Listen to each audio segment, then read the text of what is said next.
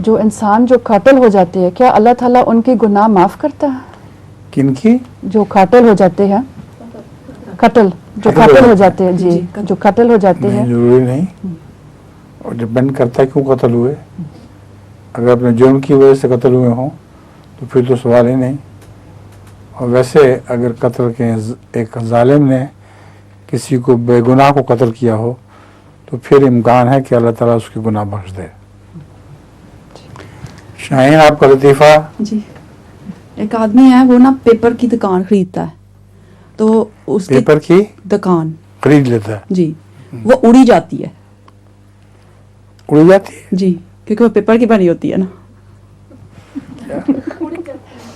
वो कहती है कि वो उड़ जाती क्योंकि पेपर की जो बनी है, पेपर की दुकान, पेपर की दुकान पेपर की बना दें।